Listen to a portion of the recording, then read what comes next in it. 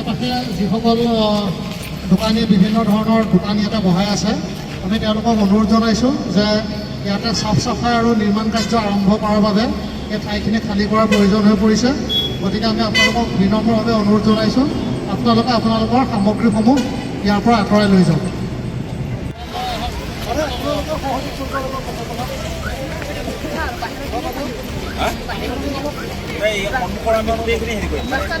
মাল চাল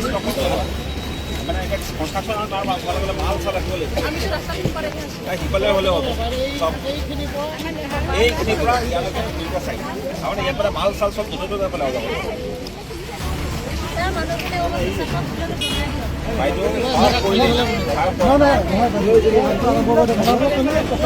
মানে পেচাব কৰা ঘৰ এনেকুৱা আপোনালোকে বনাই দিম, একদম হেৰি হ'ব।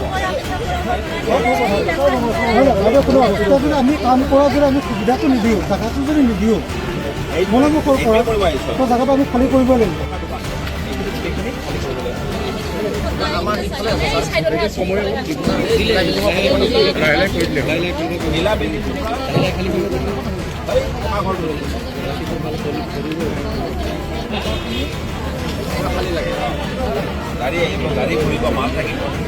ইয়াতে অহাকালিৰ পৰা ইয়াৰ বাউণ্ডেৰী ৱাল নিৰ্মাণৰ কাম আৰম্ভ কৰিব।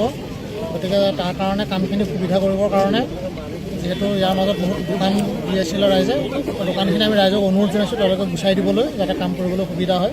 আৰু আমাৰ অনুৰোধ মৰ্মে ৰাইজে দোকানবিলাকক গুচাই দিছে, তাৰ কাৰণে আমি তেওঁলোকক ধন্যবাদ জনাইছোঁ। ভিতৰ বাহিৰ দুইফালৰ দোকান এই জেগাখিনিত যিহেতু নিৰ্মাণ কাৰ্যৰ নিৰ্মাণ সামগ্ৰী ৰাখিব লাগিব, কাম কৰিব লাগিব, আৰু তেনেকুৱা ধৰণৰ কাৰণে জেগাখিনি অকণমান মুকলি কৰিবৰ প্ৰয়োজন। সেইকাৰণে আমি সাময়িকভাৱে দোকানখিনিক ইয়াৰ পৰা আঁতৰি যাবলৈ অনুৰোধ কৰিছোঁ।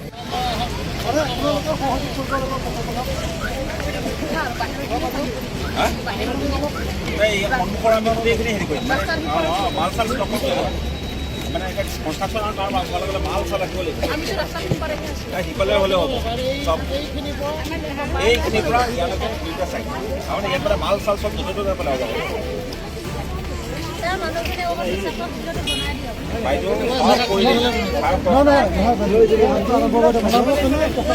মানে পেচাব কৰা ঘৰ এনেকুৱা আপোনালোকে বনাই দিম, একদম হেৰি হ'ব।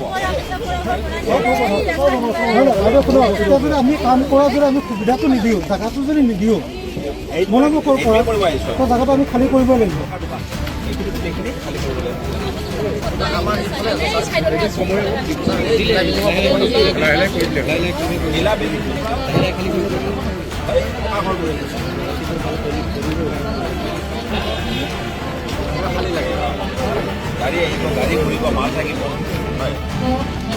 যিসকল দোকানী বিভিন্ন ধৰণৰ দোকান ইয়াতে বহাই আছে, আমি তেওঁলোকক অনুৰোধ জনাইছোঁ যে ইয়াতে চাফ চাফাই আৰু নিৰ্মাণ কাৰ্য আৰম্ভ কৰাৰ বাবে এই ঠাইখিনি খালী কৰাৰ প্ৰয়োজন হৈ পৰিছে।